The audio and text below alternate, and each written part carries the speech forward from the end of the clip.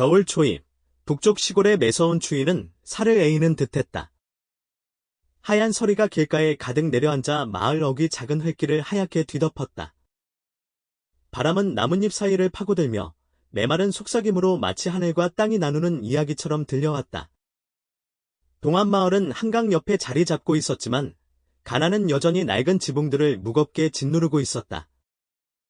마흔을 갓 넘긴 박광은 낡은 외투를 여미고 닳고 다른 오토바이 핸들을 꽉 잡았다. 10년 넘게 그의 발이 되어준 낡은 오토바이는 삶의 굴곡을 함께해온 친구 같았다. 추위에 굳어진 손을 급히 찢어진 장갑 속으로 쑤셔 넣으며 박광은 몸을 움츠렸다. 입김은 하얀 입자가 되어 희미하게 빛나는 가로등 불빛 사이로 흩어졌다. 며칠째 손님이 뜸했다. 아침 내내 박광은 몇 번의 짧은 운행밖에 하지 못했고 그나마 번 돈으로는 쌀 한 대 살 돈도 되지 못했다. 집으로 돌아가는 길, 박광은 멍한 생각에 잠겼다. 곧 다가올 설날, 하지만 그의 집은 여전히 텅 비어 있었다. 이른이 넘은 어머니는 쇠약한 몸으로 매일 부엌 아궁이 옆에 앉아 계셨고 10살짜리 아들 태희는 늘 양보하는 법을 알았으며 아무것도 요구하지 않았다. 태희의 맑은 눈에는 늘 희망이 비쳤지만 박광은 그 희망이 삶의 무게에 점점 흐려지고 있다는 것을 알고 있었다. 박광의 집은 마을 끝자락, 잡초가 무성한 공터 옆에 있었다.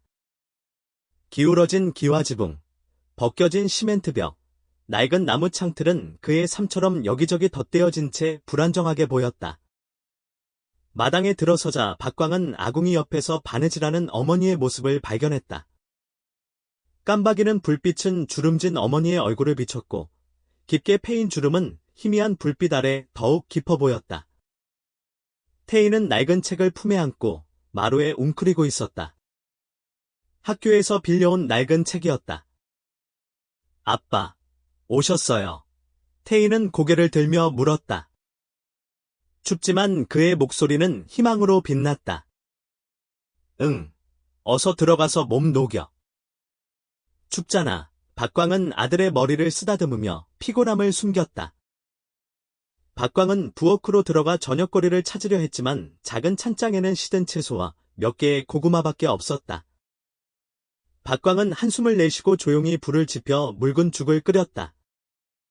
초라한 저녁 식사에 박광은 마음이 무거웠지만 어머니와 아들과 함께 앉아 있어 웃음을 지으려 노력했다. 아무리 힘들어도 가족이 함께라면 그는 앞으로 나아갈 이유를 찾을 수 있었다. 저녁을 먹은 후 박광은 집 처마 아래에 앉아 하늘을 올려다보았다. 초승달은 구름에 가려 희미했고 밤은 더욱 어두웠다. 매서운 바람은 여전히 불어왔고 올해 겨울은 예년보다 더 추운 듯 느껴졌다. 박광은 설날과 가족과의 즐거운 시간을 생각했지만 마음은 무거웠다. 올해는 넉넉한 떡국과 따뜻한 설빔조차 없을지도 모른다고 생각했다. 그때 작은 흙길에서 들리는 발자국 소리에 박광은 깜짝 놀랐다. 고개를 들어보니 여자가 힘겹게 걸어오고 있었다. 옆집에 사는 심씨 할머니였다. 어머니의 오래된 친구이기도 한 그녀는 박광의 집 앞을 지나다 잠시 멈춰서며 몇 마디 말을 건넸다. 박광아, 곧 설날인데 올해는 뭐 할 거니? 박광은 어색하게 웃으며 말했다. 뭐, 매년 하던 대로요. 할머니. 어머니하고 태희만 즐거우면 돼요? 심씨 할머니는 한숨을 쉬며 말했다. 힘들구나. 그래도 잘 살아야 해. 하늘은 착한 사람을 절대 버리지 않아. 할머니의 말은 작은 격려였지만 박광의 마음을 조금이나마 따뜻하게 했다. 박광은 고개를 끄덕여 감사 인사를 전하고 다시 조용히 앉아 있었다.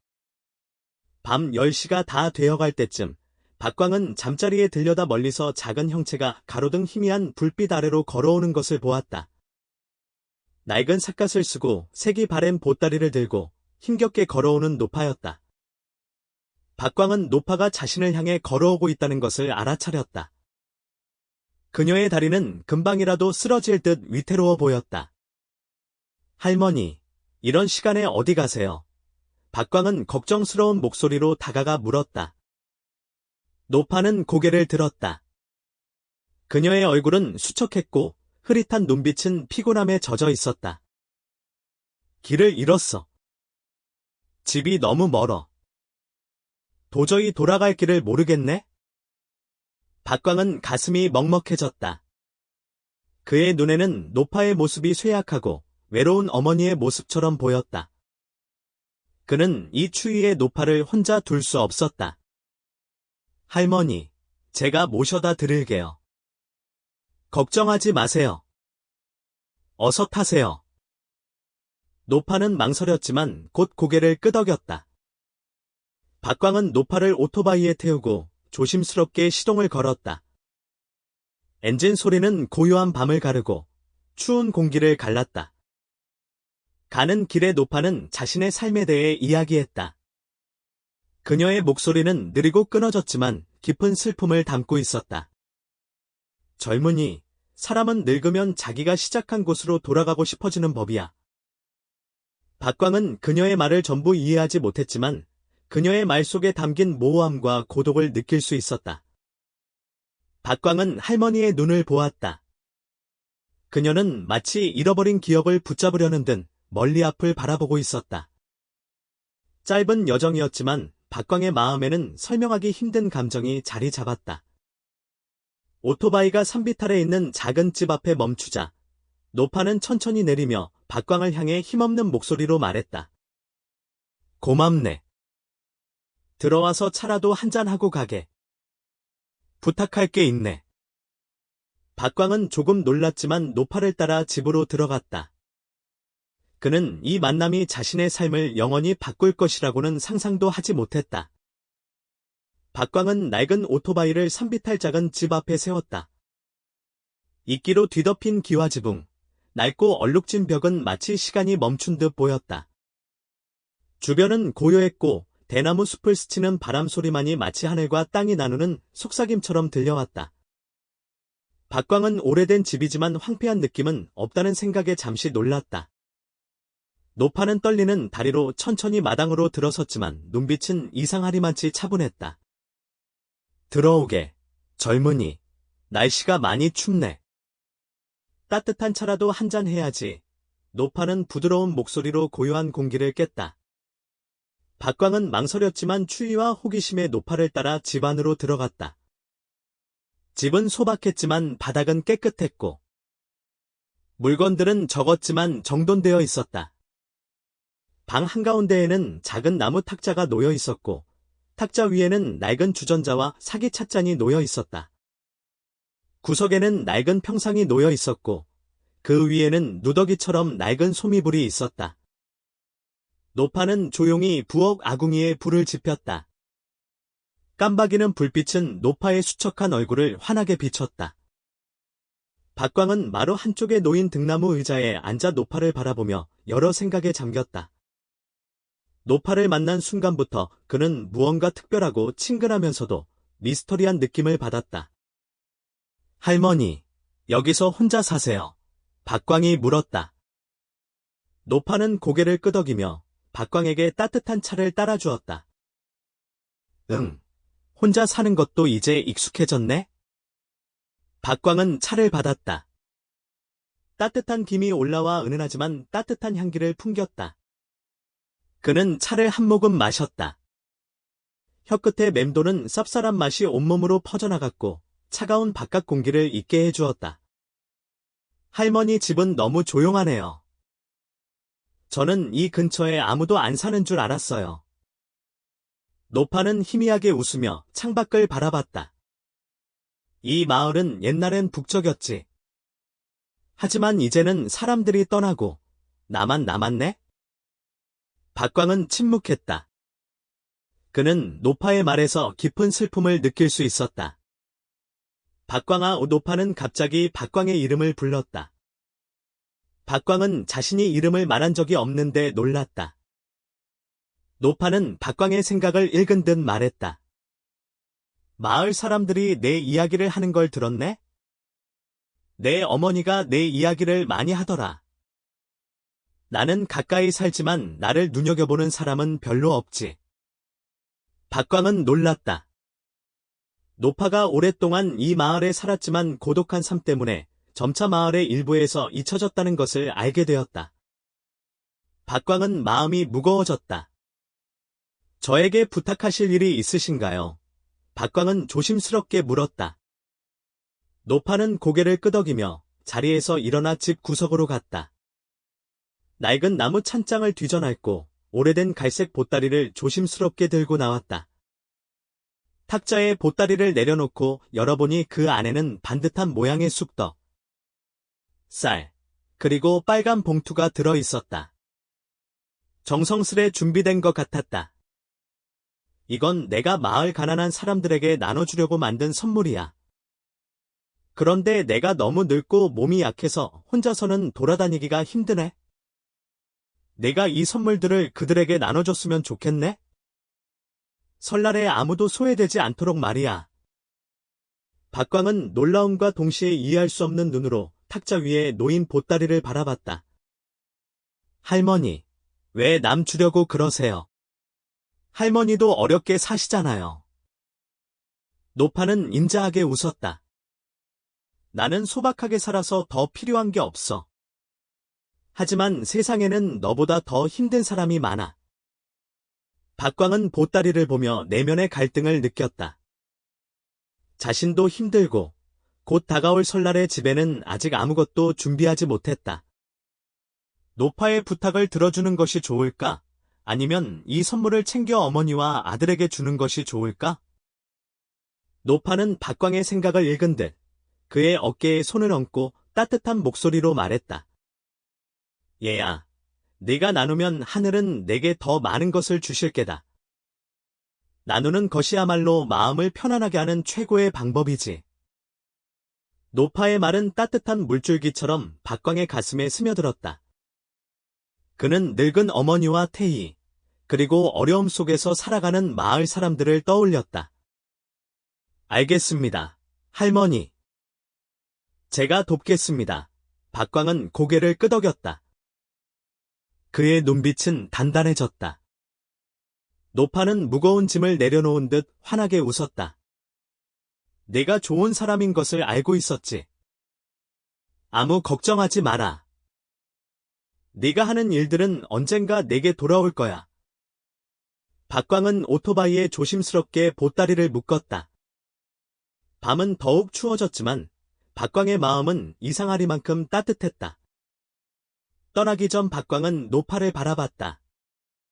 그녀의 눈빛은 그가 알아차리지 못한 무언가를 담고 있는 듯했다. 고맙네. 내 부탁을 들어줘서. 박광은 다시 한번 노파를 돌아봤지만 노파는 이미 몸을 돌려 집 안으로 들어가고 있었다. 노파의 모습은 곧 낡은 문 뒤로 사라졌고 박광은 여러 생각에 잠겼다. 돌아오는 길의 바람은 여전히 불었지만 박광은 더 이상 춥지 않았다. 그는 오토바이 뒤에 실린 보따리를 보며 어깨에 짊어진 책임감을 느꼈다. 하지만 박광은 이 밤의 운행이 단순한 만남이 아니라 의미 있는 여정의 시작이자 수많은 시련이 그를 기다리고 있다는 것을 알지 못했다. 집에 거의 다 왔을 때 박광은 대문 앞에 놓여있는 이상한 봉투를 발견했다. 봉투 안에는 작은 쪽지 하나가 들어있었다. 그 일을 계속하지 마시오. 과거는 다시 들춰서는 안 돼요. 박광은 섬뜩한 느낌의 고개를 들고 주변을 둘러보았다. 좁은 골목길은 텅 비어 있었고 달빛만이 오토바이와 뒤에 놓인 보따리 위에 비치고 있었다. 불안한 감정이 가슴속으로 파고들며 모든 것이 그가 생각했던 것보다 단순하지 않다는 것을 알려주었다. 박광은 대문 앞에 앉아 있었다. 등 뒤 부엌에서 새어나오는 희미한 불빛은 금이 간 마당을 겨우 비추고 있었다. 그의 손에는 그 일을 계속하지 마시오. 과거는 다시 들춰서는 안 돼오라는 쪽지가 차가운 얼음처럼 느껴졌다. 박광은 고개를 들어 집 앞 좁은 골목길을 바라봤다. 모든 것은 여전히 어둠 속에 잠겨 있었고 마치 아무도 지나간 적 없는 듯 조용했다. 박광은 한숨을 쉬고 쪽지를 호주머니에 넣었다. 그는 그저 마을 아이들의 장난이라고 스스로를 다독였다. 하지만 마음속 깊은 곳에서는 무언가 잘못되었다는 것을 느끼고 있었다. 다음 날 아침, 박광은 평소보다 일찍 일어났다.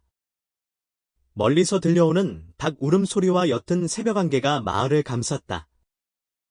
태희는 아직 야른 이불을 덮은 채 잠들어 있었고, 어머니는 아궁이 옆에서 조용히 물을 끓이고 있었다. 어젯밤에 바람이 세게 불었지? 잘 잤니? 어머니는 갈라진 목소리로 물었다. 박광은 고개를 끄덕였다. 어머니를 안심시키기 위해 어색한 미소를 지었다. 네, 잘 잤어요. 어머니는 좀 더 쉬세요. 저는 오늘 일찍 나가봐야 해요. 일하러 간다고 말했지만 박광의 머릿속에는 노파의 보따리에 대한 생각뿐이었다. 그것들은 여전히 오토바이 뒤에 묶여 있었다. 첫 번째 여정을 시작할 준비를 마친 듯했다. 그가 출발하려 할 때 태희가 일어났다. 태희는 눈을 비비며 박광을 바라봤다. 아빠, 어디 일찍 가세요? 박광은 아들의 머리를 쓰다듬었다. 응, 금방 돌아올 거야. 집에서 얌전히 있어. 태희는 고개를 끄덕였지만 그의 눈은 박광의 시야에서 사라질 때까지 그를 따라왔다. 마을 흙길은 여전히 쌀쌀한 아침 공기 속에 잠겨 있었고 희미한 서리는 들판을 덮고 있었다. 차가운 바람에 나무들이 바람에 흔들렸다. 박광은 노파가 알려준 첫 번째 가족이 살고 있는 마을 어귀로 접어들었다. 그곳에는 남편을 잃은 조씨 할머니와 두 손자가 살고 있었다. 마을에서 가장 가난한 집으로 알려져 있었다. 박광은 기울어진 대문 앞에 오토바이를 세웠다. 작은 집에서는 아이들이 웃고 떠드는 소리가 들렸다. 박광은 조심스럽게 문을 두드렸다. 잠시 후 조씨 할머니가 문을 열었다. 그녀는 낡은 손수건으로 손을 닦았다. 박광 씨인가? 새벽부터 무슨 일이야? 박광은 미소를 지으며 오토바이에서 보따리를 내렸다. 할머니, 설날 선물 좀 가져왔어요. 할머니랑 아이들 주려고요. 조씨 할머니는 깜짝 놀라 눈을 크게 떴다. 그녀는 박광의 손에 있는 쑥떡과 쌀을 보며 그를 의아하게 쳐다봤다. 박광 씨, 이 귀한 것을 어디서 구했나? 할머니, 노씨 할머니가 저에게 부탁해서 가져왔어요. 마을 사람들이 다 힘들다고 조금이라도 나눠주고 싶다고 하셨어요. 노씨 할머니의 이름을 듣자 할머니의 얼굴에 잠깐 미소가 스쳤지만 여전히 의심스러운 듯했다. 노씨 할머니? 그분 이야기를 하는 사람이 없었는데. 박광은 더 이상 설명하지 않고 미소만 지으며 보따리를 건넸다. 아이들이 뛰어나와 쑥떡을 보며 환호했다. 그들은 서로 자랑하며 집으로 뛰어들어갔고 조씨 할머니는 박광을 물끄러미 바라봤다. 고맙네. 박광씨, 마음이 따뜻하구먼. 하지만 박광이 조씨 할머니 집을 떠나 다음 집으로 갔을 때는 상황이 좋지 않았다. 두 번째 집은 고집이 세고 의심이 많은 중년 남성인 김씨 아저씨의 집이었다. 박광은 대문 앞에 오토바이를 세우고 목소리를 높여 말했다. 김씨 아저씨, 박광입니다. 설날 선물 좀 가져왔어요. 김씨 아저씨는 집에서 나와 박광을 훑어보며 말했다. 선물? 누가 준 선물인데? 노씨 할머니가 저에게 부탁해서 가져왔어요. 받으세요. 설날에 떡이랑 쌀이랑 쓰시라고요. 김씨 아저씨는 눈을 가늘게 뜨고 박광에게 다가가 보따리를 꼼꼼하게 살펴보더니 손을 내저으며 말했다. 필요 없어. 우리 집은 알아서 할 수 있어. 그런 거는 다른 사람이나 줘. 박광은 당황했지만 김씨 아저씨는 더욱 강한 어조로 말했다. 박광씨, 잘 들어. 괜히 나쁜 일에 연루되지 않는 게 좋을 거야. 이 마을에는 파헤쳐서는 안 되는 비밀들이 있어. 김씨 아저씨의 차가운 눈빛에 박광은 당황했다. 비록 명확하게 말하지는 않았지만 그가 거절하는 이유가 단순한 자존심 때문만은 아니라는 것을 느낄 수 있었다. 집으로 돌아가는 길에 박광은 김씨 아저씨의 말을 계속 떠올렸다. 혹시 노씨 할머니와 이 선물들이 그가 모르는 어떤 이야기와 관련이 있는 것일까? 집에 도착하자 박광은 대문 앞에서 어제와 같은 작은 봉투를 다시 한번 발견했다. 봉투 안에는 다른 쪽지가 들어있었다. 더 늦기 전에 그만두시오. 과거를 파헤치는 사람이 되지 마시오. 박광의 심장이 빠르게 뛰었다. 그는 주변을 둘러봤지만 좁은 골목길은 여전히 조용했고 마치 누군가가 그의 모든 움직임을 지켜보고 있는 듯 느껴졌다. 박광은 현관에 앉아 불안한 마음으로 밤을 보냈다. 다음 날 밤, 박광은 노씨 할머니 집에 다시 찾아가 무슨 일이 일어나고 있는지 물어보기로 결심했다. 그러나 그곳에 도착했을 때 산비탈에 있는 작은 집은 어둠 속에 잠겨 있었고 문은 굳게 닫혀 있었다. 박광은 대문 앞에 서서 조용히 불렀다. 할머니, 저 박광이에요. 집에 계세요. 아무도 대답하지 않았다. 박광은 발꿈치를 들고 창문을 들여다봤다. 집 안은 텅 비어 있었고 마치 오랫동안 사람이 살지 않은 듯했다. 바람이 불어와 그의 발밑에 있던 낙엽을 휩쓸었다. 박광은 그제야 깨달았다. 무언가 잘못되었다는 것을. 박광은 노씨 할머니 집 앞에 서 있었다. 밤의 안개는 이끼 낀 기와지붕을 덮었고 낡은 나무 문은 굳게 닫혀 있었다. 내부에는 아무도 살고 있지 않은 듯이 느껴졌다. 너무 조용했다. 박광이 어젯밤에 만난 노파의 모습과는 너무 달랐다. 박광은 손을 뻗어 문을 살짝 만졌다. 문이 삐걱거리며 열렸고 어둠 속이 드러났다. 박광은 조심스럽게 불렀다. 할머니, 저 박광이에요.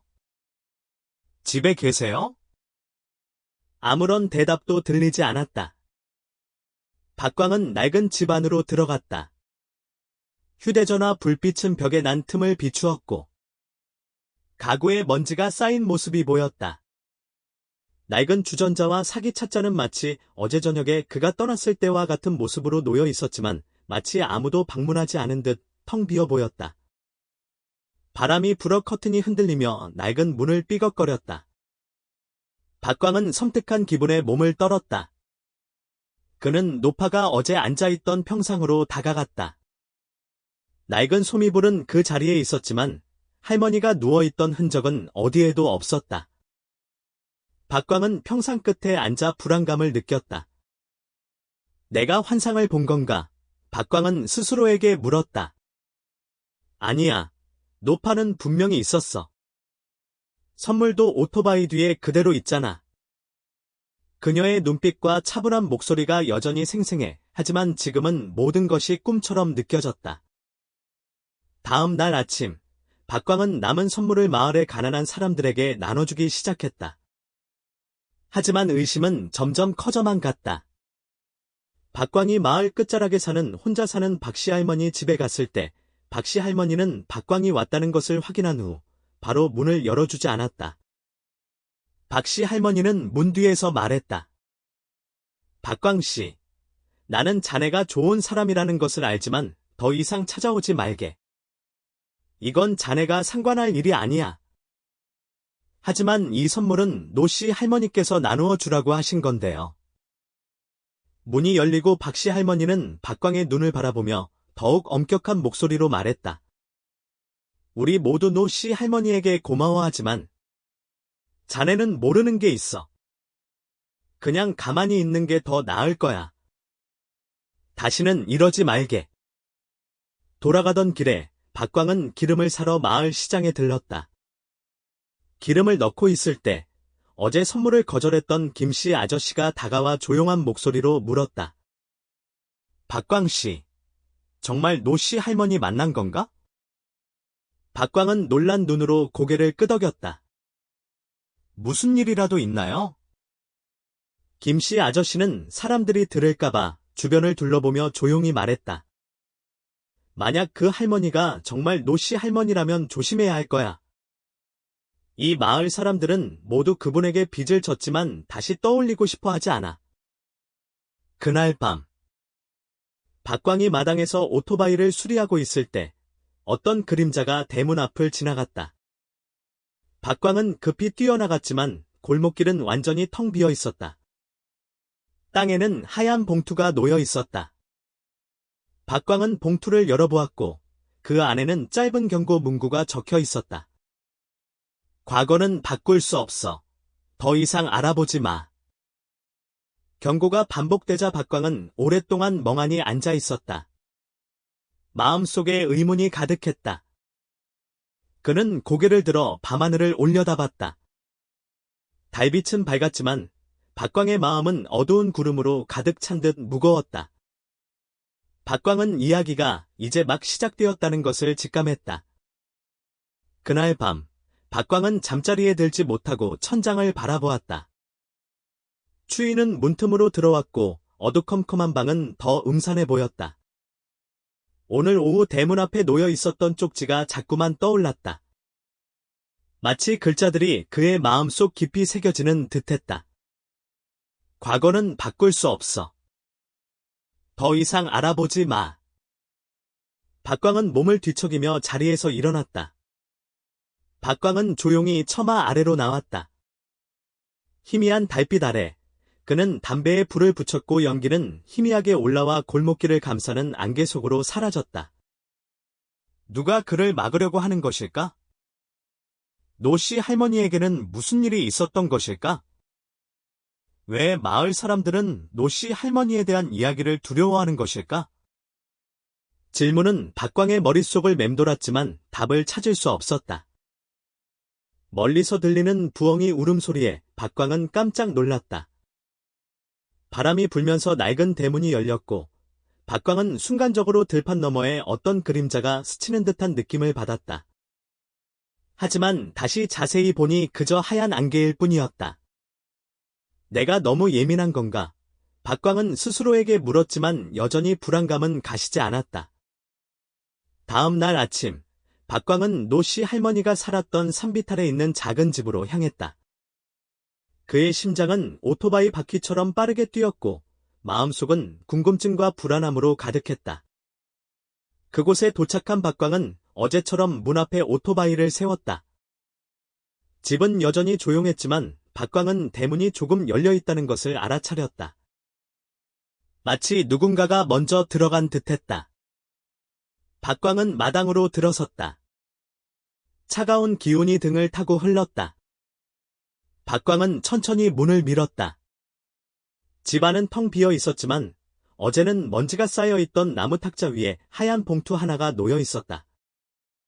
박광은 조심스럽게 봉투를 들었다. 그 안에는 정성스럽게 쓰인 편지가 들어 있었다.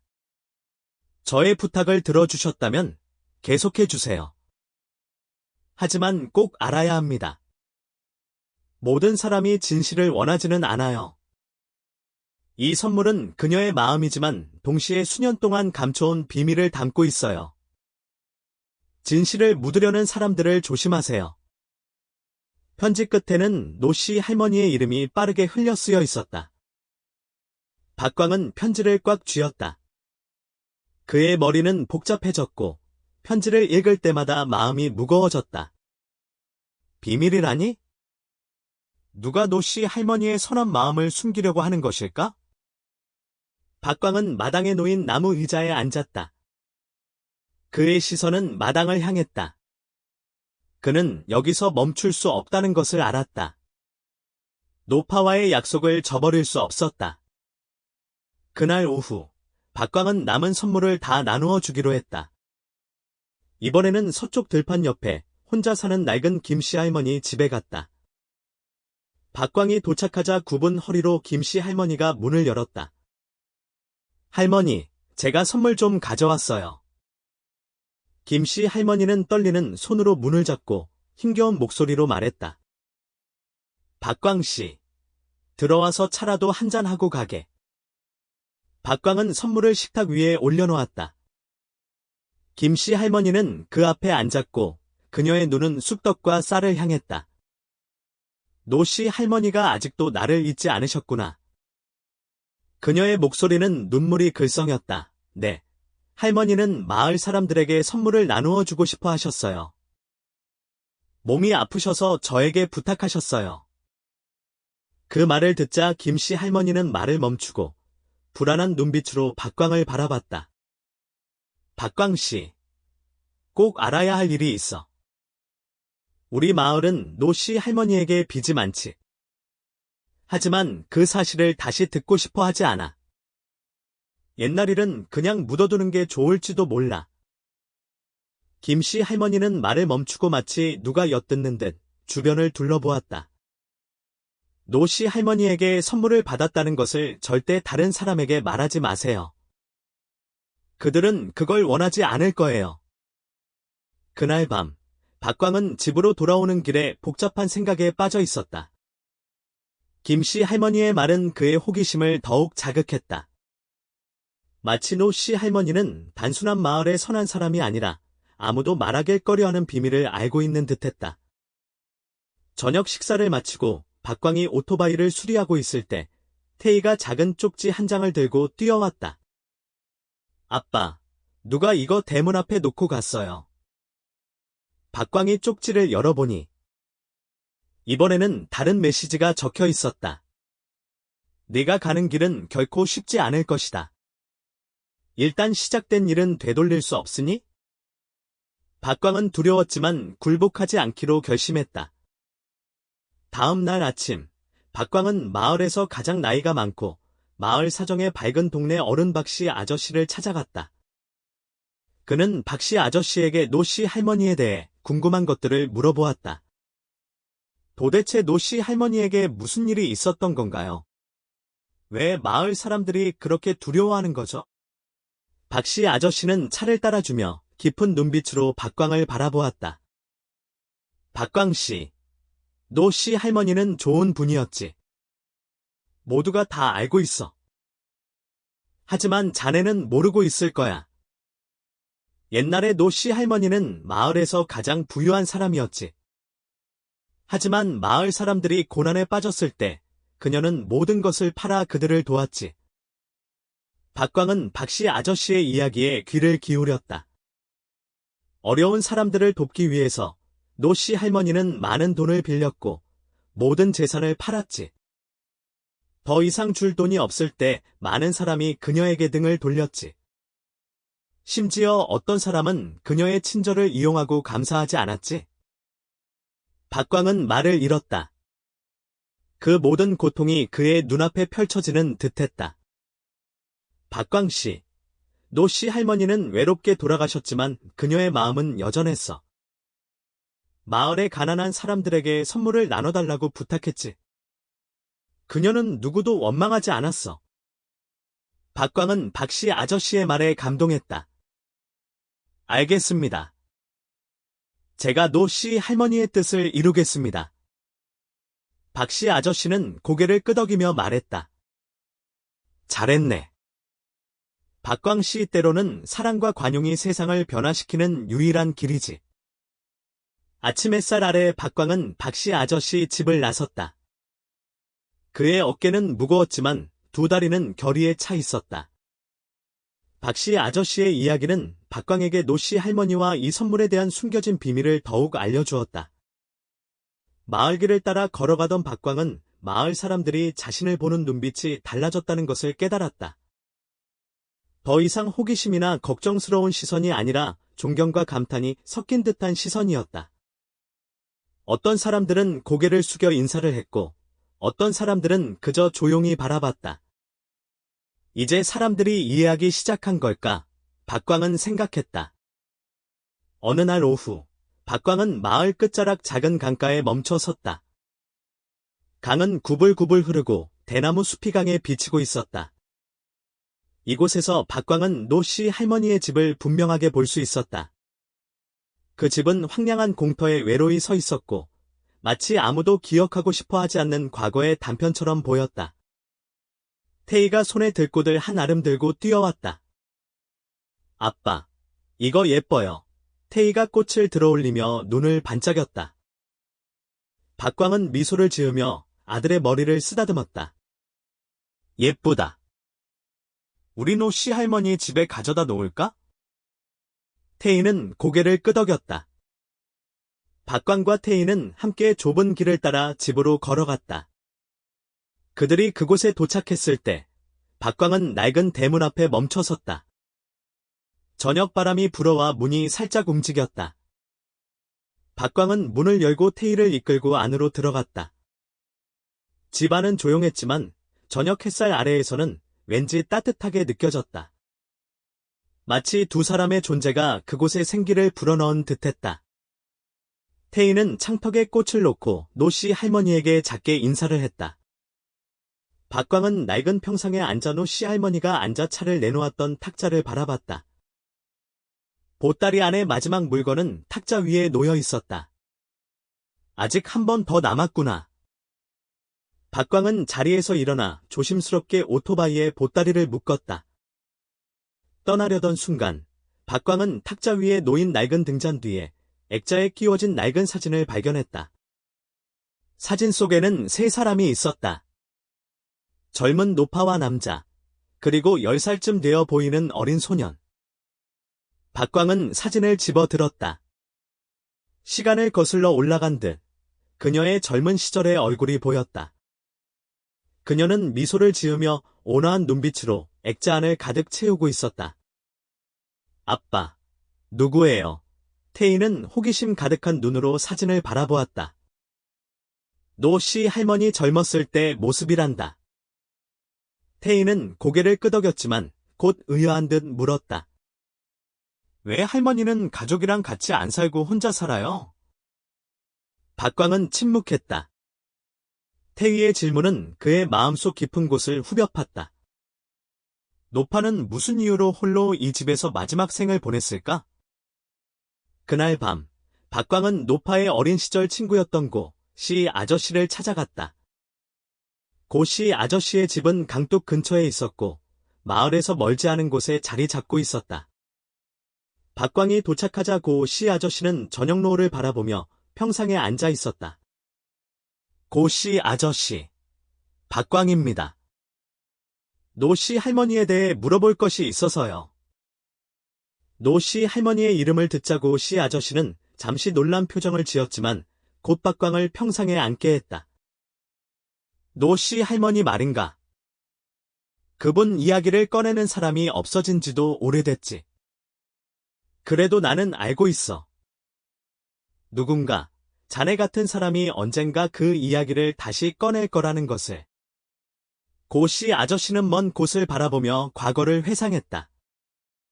젊은 시절, 노 씨 할머니는 동안 마을에서 제일 가는 부자였어.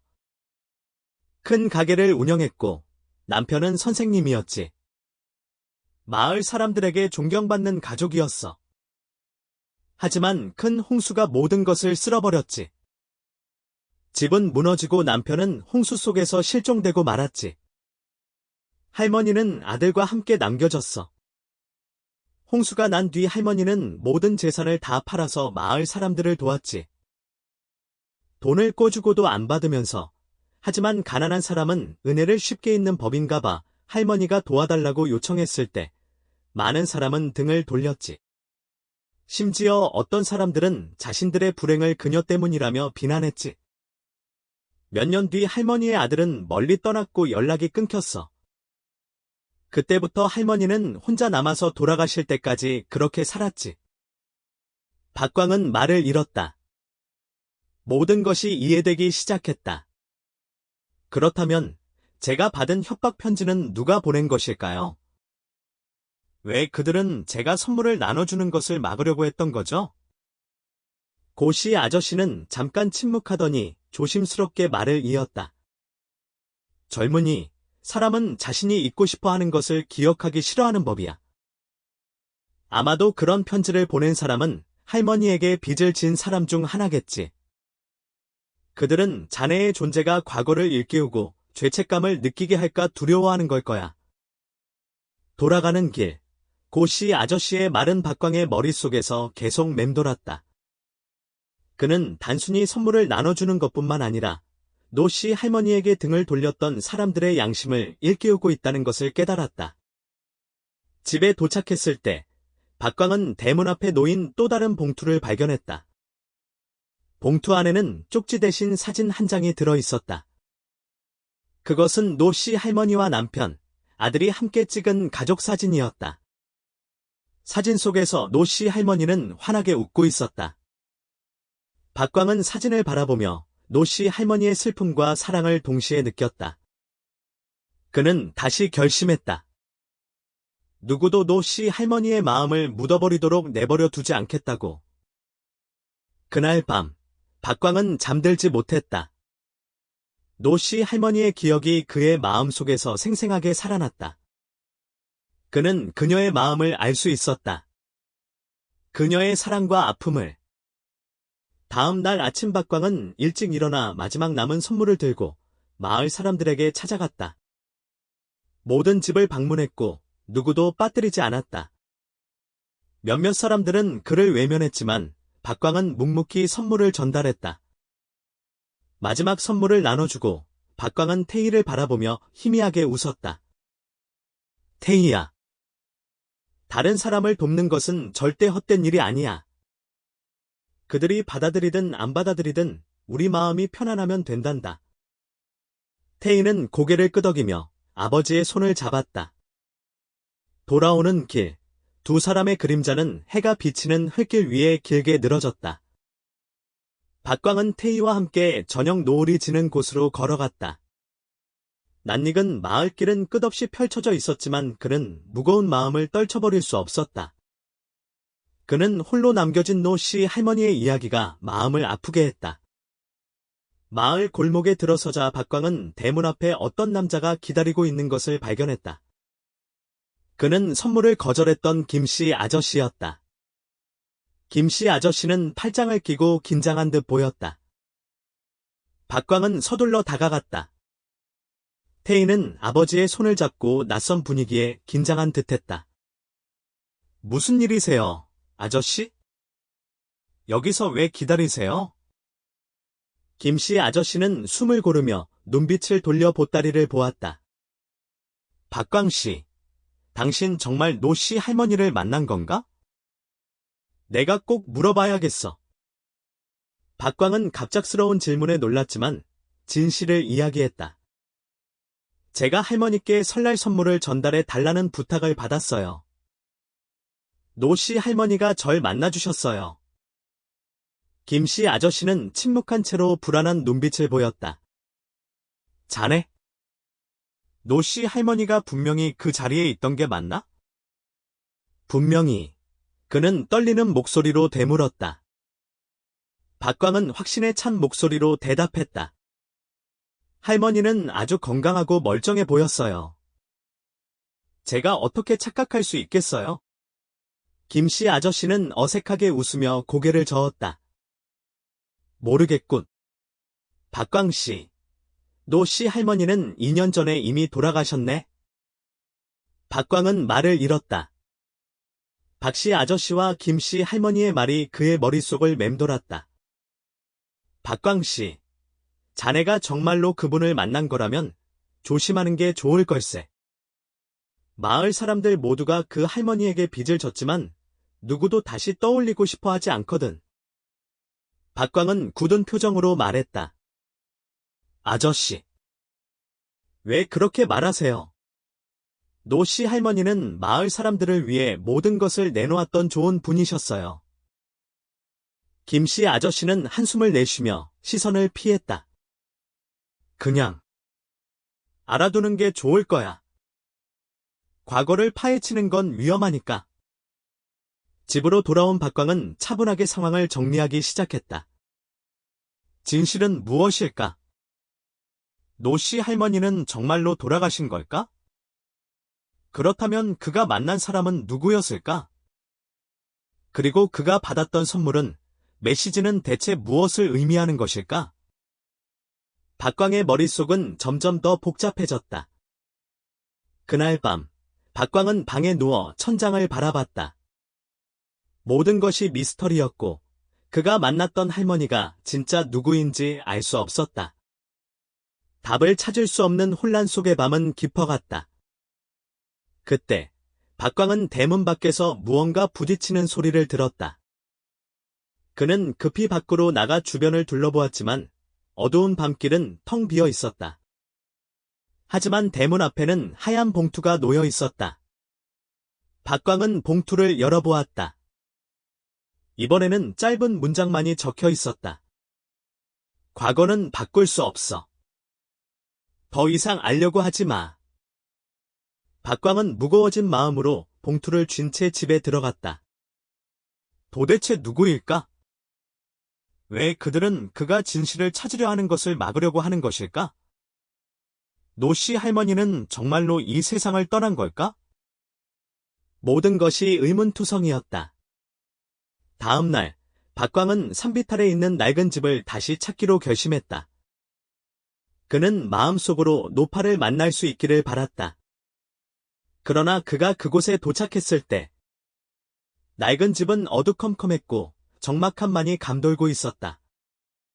박광은 고개를 숙인 채 낡은 문을 열었다. 집 안은 텅 비어 있었고 찬바람만이 휑하니 불어왔다. 박광은 탁자 위에 놓인 노씨 할머니의 가족사진을 봤다. 자세히 보니 사진 뒷면에 다른 쪽지가 숨겨져 있었다. 박광은 조심스럽게 쪽지를 펼쳤다. 사랑하는 내 아들아, 만약 내가 이 글을 읽고 있다면 아마 나는 이미 이 세상에 없을 것이다. 나는 너에게 작은 선물들을 남겨두었단다. 그 선물은 내게 부담을 주는 것이 아니라 어떤 시련이 와도 사랑은 너를 지켜줄 것이라는 것을 기억하라는 뜻이란다. 내 대신 세상의 많은 사람을 도와주렴. 편지는 노씨 할머니의 마지막 유언 같았다. 박광은 눈시울이 뜨거워졌고 그녀의 강한 마음을 느꼈다. 돌아오는 길에 박광은 시장에 들러 떡을 좀 더 샀다. 그리고 마을 어귀에 사는 박씨 할머니에게 들렀다. 박씨 할머니는 박광을 보자마자 안으로 불러들였다. 박광씨, 무슨 일인가? 무슨 할 말이 있나? 네, 할머니. 노씨 할머니에 대한 이야기를 더 듣고 싶어서 찾아왔어요. 박씨 할머니는 한숨을 내쉬었다. 노씨 할머니는 항상 다른 사람을 먼저 생각했지. 본인이 힘들 때도 말이야. 마을 사람들이 모질게 대했어도 돌아가시기 전까지 그들을 먼저 걱정했었어. 박광은 주먹을 꽉 쥐었다. 그렇다면 도대체 왜 사람들이 그녀를 두려워하는 건가요? 박씨 할머니는 조금 망설이더니 낮은 목소리로 말을 이었다. 그건 노씨 할머니의 아들 때문일 거야. 마을 사람들은 그분이 아직 살아있다는 사실을 잊은 채 살고 있거든. 아들이요? 살아있다고요. 박광은 놀라 되물었다. 박씨 할머니는 고개를 끄덕였다. 응, 그분은 홍수로 죽은 것이 아니었어. 어떤 가족의 도움으로 살아남았지만 어머니가 돌아가신 줄 알고 떠났지. 그러다 뒤늦게 엄마가 살아있다는 걸 알고 돌아오려고 했을 때는 이미 늦었지. 박광은 그 이야기를 듣자 모든 것이 이해되었다. 노씨 할머니를 둘러싼 모든 이상한 일은 결국 그녀의 아들과 관련된 일이었다. 그는 마음이 아팠다. 저녁 무렵 박광은 노씨 할머니의 아들을 만나기 위해 옆마을로 향했다. 그는 그 남자가 어머니의 마음을 이해하고 마을 사람들과 화해할 수 있기를 바랐다. 몇 번의 질문 끝에 박광은 간신히 노씨 할머니의 아들인 최남의 집을 찾을 수 있었다. 그는 낡고 조용한 집에서 혼자 살고 있었다. 박광은 조심스럽게 문을 두드렸다. 최남 씨, 저는 박광입니다. 당신의 어머니 노씨 할머니에 대해서 여쭤볼 것이 있습니다. 최남은 현관으로 나와 박광을 바라봤다. 박광은 그의 눈에서 슬픔과 외로움을 느꼈다. 박광은 차분하게 노씨 할머니의 이야기를 전했다. 그가 어떻게 보따리를 받게 되었고 마을 사람들이 왜 노씨 할머니를 두려워하는지. 최남은 아무 말 없이 그저 듣고 있었다. 이야기를 마친 박광을 향해 최남은 고개를 떨구고 말했다. 저는 어머니가 돌아가신 줄 알았어요. 그동안 저는 어머니를 잊은 채 살았어요. 이제 와서야 어머니가 살아계셨다는 것을 알게 되었지만 이미 때는 늦었네요. 최남의 목소리는 눈물로 가득 차 있었다. 박광은 그의 어깨를 두드렸다. 지금이라도 늦지 않았어요. 어머니의 마음을 이해해 주신다면 분명 기뻐하실 겁니다. 그리고 사람들에게 마음을 열어보세요. 어머니는 그걸 바라실 거예요. 박광의 말에 최남은 고개를 들었다. 그의 눈은 결의로 빛났다. 며칠 후, 박광은 최남을 다시 만났다. 최남은 예전보다 훨씬 밝아 보였다.